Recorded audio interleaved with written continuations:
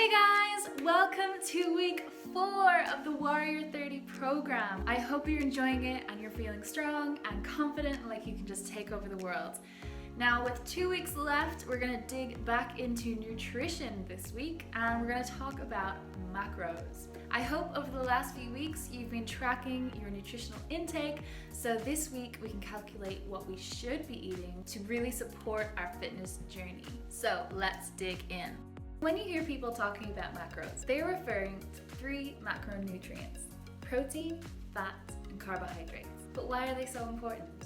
Let's start with protein. Protein is essential for growth and repair of your cells. It's the building block for muscles, tendons, ligaments, and organs. So deficiency is not going to help your muscle development. Protein also produces amino acids to prevent existing muscles from being lost, which I think is pretty cool.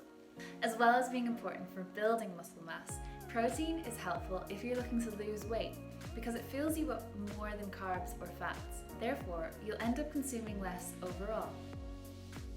Fat is a major source of fuel for exercise and activity.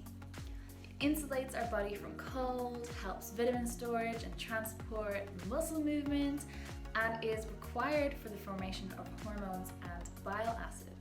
A very low-fat diet is potentially deficient in essential fatty acids, which are like the vitamins of the fat world, involved in producing countless important substances in the entire body. Saturated fats, which have the most negative effect on the body, raising cholesterol and increasing the incidence of heart disease, are the ones that we want to minimize by reducing processed foods, choosing lean cuts of meat, and altering cooking methods from frying to grilling, steaming, or baking.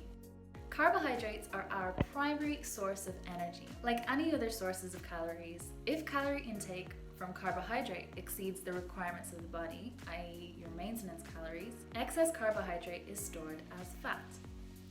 This is why carbohydrate consumed in excess can contribute to weight gain, but carbs themselves don't make you fat. They're just higher in sugar, and therefore you're more likely to crave them after having your daily caloric intake. But it's still the caloric surplus that's the problem, not that carbs are bad.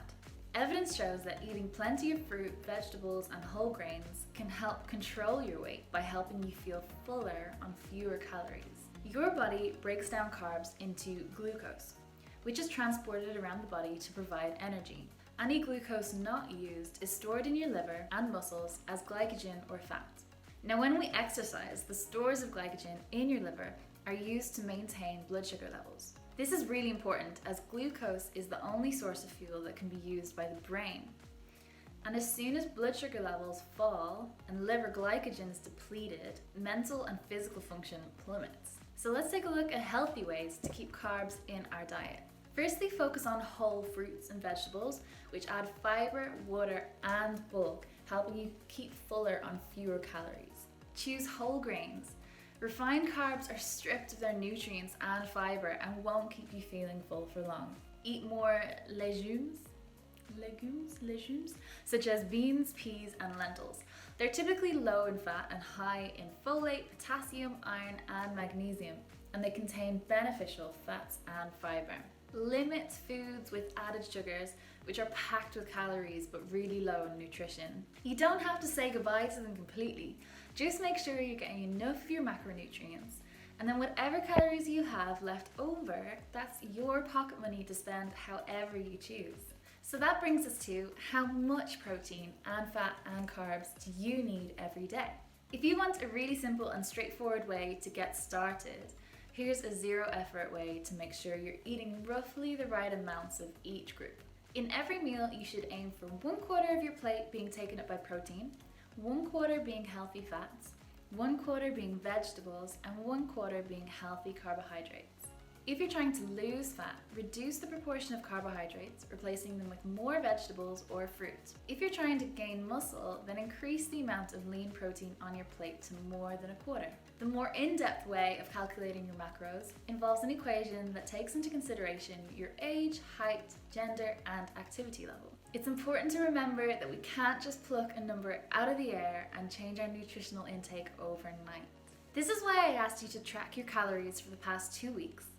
And I've also included a nutritional form down below for you to fill out so that when I calculate your macros, I can find a progression that's right for you.